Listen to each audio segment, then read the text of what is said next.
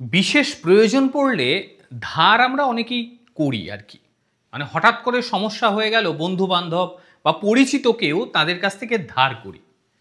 কিন্তু অনেক মানুষ এমন রয়েছে যারা ধার করার সময় পায়ে হাতে চোখের জল ইত্যাদি ফেলে ধারটা সে নেবে, কিন্তু যখন সেটা পরিশোধ করার সময় হবে তখন কিন্তু সে বেঁকে বসবে।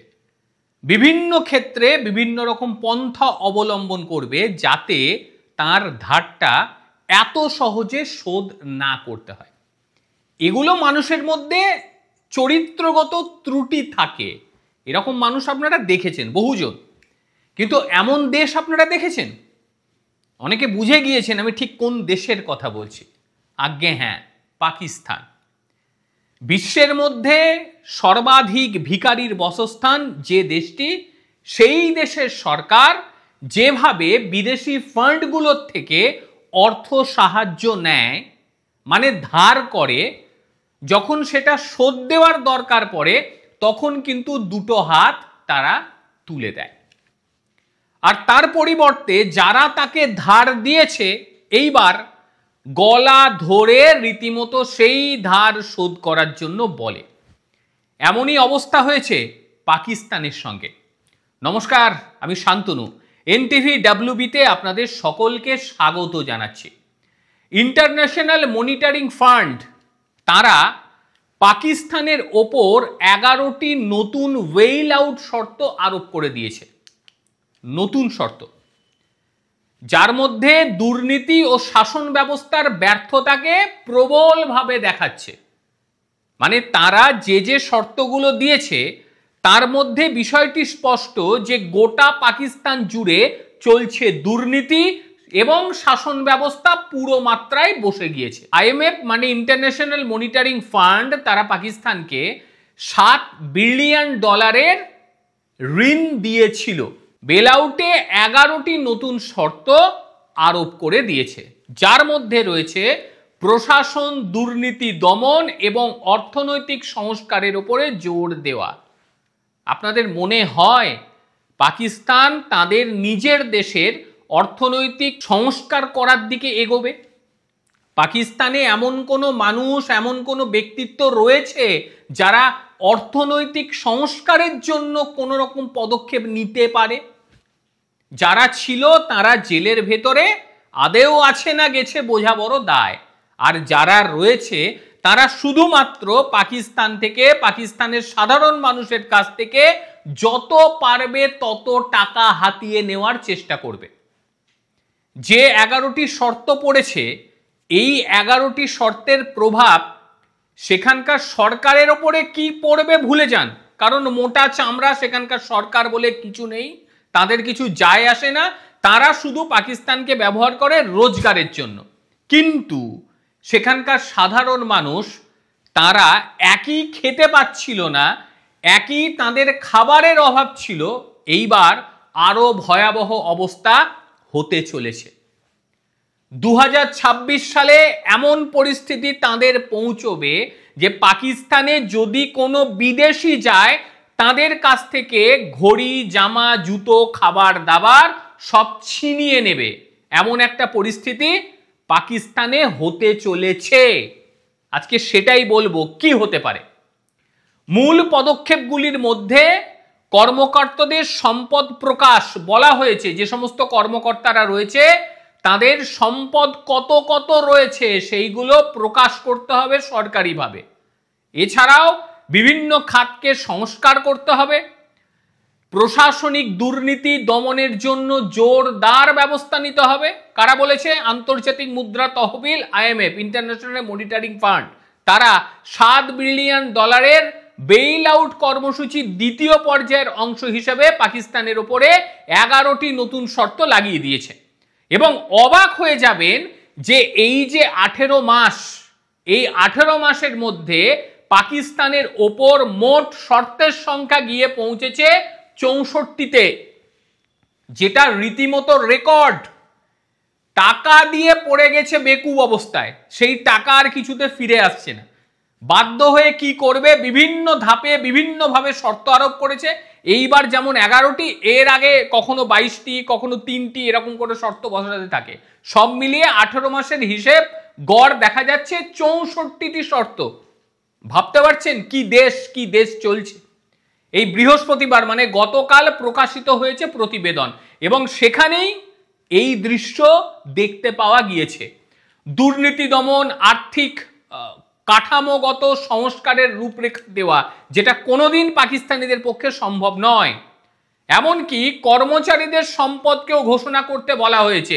নতুন পদক্ষেপটি দীর্ঘস্থায়ী এবং প্রশাসনিক দুর্নীতি দমনের জন্য এটা নাকি গুরুত্বপূর্ণ পদক্ষেপ হিসেবে যাবে। মানে যারা কর্মচারী তাদের কি সম্পদ রয়েছে সেটা প্রকাশ করতে হবে 2026 সালের ডিসেম্বরের মধ্যে, এবং সরকারি ওয়েবসাইটে সিনিয়র ফেডারেল বেসামরিক কর্মচারীদের সম্পদ ঘোষণা করতে হবে। সেখানে কত টাকার সম্পত্তি সে রেখে দিয়েছে এগুলো ঘোষণা করতে হবে একেবারে সরকারিভাবে।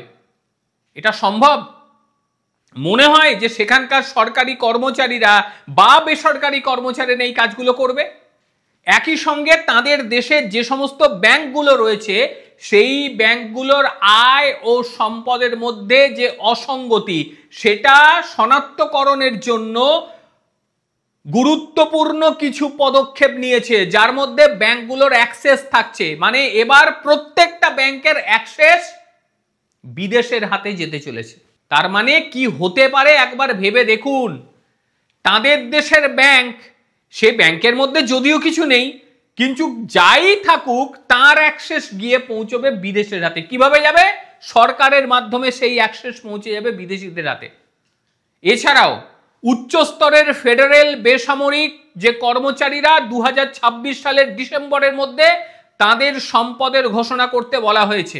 একই সঙ্গে যেমনটি বললাম যে ব্যাংকের অ্যাক্সেস পূর্ণভাবে দিয়ে দিতে হবে, এবং 2026 সালের অক্টোবরের মধ্যে সরকারকে দুর্নীতির ঝুঁকি মূল্যায়নের উপর ভিত্তি করে 10টি উচ্চ ঝুঁকিপূর্ণ বিভাগকে নজর দিয়ে তার সংস্কার করতে হবে। কে খুঁজবে? এটা পাকিস্তান। তারা খুঁজতে যাবে, তাদের খোঁজার জন্য যে মস্তিষ্ক প্রয়োজন তাদের মাথায় সেটা নেই। তাদের মাথা একেবারে শেষ, তারা এসব করতে পারবে না। সুতরাং ওই IMF যতই রোডম্যাপ দিক তাদেরকে যে এইভাবে আপনারা চলুন তাহলে আমাদের টাকা আমরা পেয়ে যাব, এটা হবে না। আরো যেটা মারাত্মক বিষয়, বিদ্যুৎ খাতে সংস্কারের কথা বলা হয়েছে। তার মানে এতদিন পাকিস্তান করত কি, বিদ্যুতে কিছুটা তারা সরকার থেকে ঘাটতিটা পূরণ করত যাতে সেখানকার সাধারণ মানুষ বিদ্যুৎ কিনতে পারে।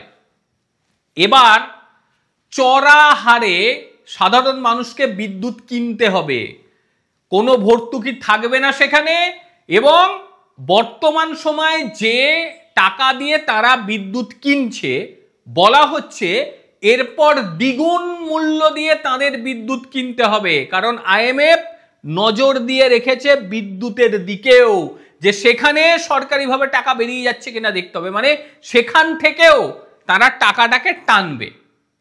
কিচ্ছু করার নেই, পাকিস্তানিরা যে ফাঁদে পড়েছে সেই ফাঁদ থেকে বেরোবার আর কোনো উপায় নেই। অবশ্য তারা সেটা মনে করে না, কারণ এই পৃথিবীর মধ্যে এমন একটা দেশ, এমন একটা দেশের বাসিন্দা যারা মান সম্মান বোধ বলে কিচ্ছু নেই, তাদের কিচ্ছু যায় আসে না। এই যে IMF 2024 সালে $7 বিলিয়ন দিয়েছিল তাদেরকে, এবং ঋণ খেলাপি করতে করতে কোনোভাবে বেঁচে গিয়েছে, কোনোভাবে। এবং তারপর গত বছর প্রায় $3.3 বিলিয়ন তারা পেয়েছে। এবং IMF চলে কিন্তু আমেরিকার দ্বারা, এটা মানতে হবে। ভারতের তরফ থেকেও বলা হয়েছিল যে এদেরকে অর্থ দেবেন না, কারণ এদেরকে অর্থ দিলে সেই টাকা নয় আত্মসাৎ হবে, আর নয় সেগুলি সন্ত্রাসবাদীদের পেছনে ছড়ানো হবে যাতে সন্ত্রাসবাদ আরো একটু ফুলে ফেপে ওঠে এবং ভারতের পেছনে লাগতে পারে। এটাই মূল উদ্দেশ্য ছিল, এবং সেই উদ্দেশ্যেই পাকিস্তান কাজ করে। IMF কে বারংবার বলা সত্ত্বেও ভারতের কথায় তারা কর্ণপাত করেনি, উল্টে তাদেরকে টাকা দিয়ে দিয়েছে। এইবারে বুঝছে ঠেলা যে কাদেরকে টাকা দিয়েছি। আর IMF যে শুধুমাত্র আমেরিকার টাকায় ঢুকাছে তা কিন্তু নয়, আমাদের দেশের টাকাও সেখানে রয়েছে, আমাদের দেশও সেখানে টাকা দেয়। কাজেই তারা একচ্ছত্র অধিকারী হয়ে বসে রয়েছে, যেহেতু বেশি টাকা তারা প্রদান করে, এটাও তো বেশি দিন চলতে পারে না।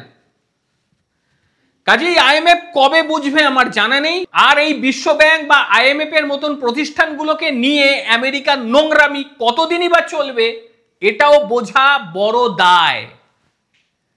পাকিস্তান রসাতলে যাচ্ছে, সংস্কারের নামে সেখানকার সাধারণ মানুষের ওপরে রীতিমতো চাবুক চালাবে সেখানকার সরকার, চালাতে শুরু করে দিয়েছে। না আছে গম, না আছে চাল, একটা অসহায় অবস্থার মধ্যে সেখানকার সাধারণ মানুষ রীতিমতো রাস্তায় কিছু পেলে ছিনিয়ে নেওয়ার মতন পরিস্থিতি তৈরি হয়ে গিয়েছে। ভেবে দেখুন, যাদের মনের মধ্যে অত্যাধিক পাকিস্তান প্রীতি, তাদেরকে বলবো গে 10 দিন থেকে আসুন, 10 দিন থেকে আসুন, তাহলে বুঝবেন যে কোন দেশ কোন নরক যন্ত্রণার মধ্যে রয়েছে। এর দায়ভার কার? এর দায়ভার ভারতের? ভারত এসব পাত্তা টাত্তা দেয় না, এর দায়ভার সেই দেশের মানুষের। কারণ এই দেশের মানুষগুলোই এরকম। এদেরকে আপনি যত দামি খাটে শুতে যদি বলেন যে দামি খাটে শো, ওরা শোবে না, সেই ধুলোয় যাবে। কারণ এদের মন মানসিকতা এইরকম, এরা ভালো কিছু ভাবে থাকতে পারে না। চুরি, ছিনতাই, রাহাজানি গোটা দেশের মধ্যে চলছে।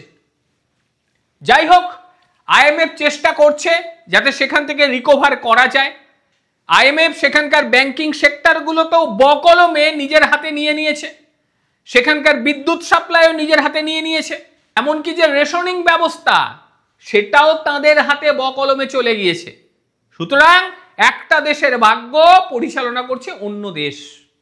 হাইরে দেশের সরকার আর হাইরে সে দেশের সেনা প্রধান, ফিল্ড মার্শাল কি করেছে ভাবুন। আর মাত্র কয়েকটা মাস, তারপরে খালি চিত্রটা দেখবেন যে কি চিত্র পাকিস্তান থেকে উঠে আসে, কোন ভয়াবহ চিত্র। আর এই পাশের দেশ নতুন বাবা, যাক সেখানে গিয়ে নিজেদের কি বলবো বসতি স্থাপন করুক, সেখানেই থাকুক তারা। আর আজকের প্রতিবেদন আপনাদের ঠিক কিরকম লাগলো অবশ্যই জানাবেন। আর কি বলবেন, আইএমএফ মানে ইন্টারন্যাশনাল মনিটরিং ফান্ড, তারা আদেতেও তাদের দেওয়া ঋণ পুনরুদ্ধার করতে পারবে? কি মনে হয় আপনাদের? অবশ্যই জানাবেন। কিন্তু ভালো থাকবেন প্রত্যেকে। নমস্কার।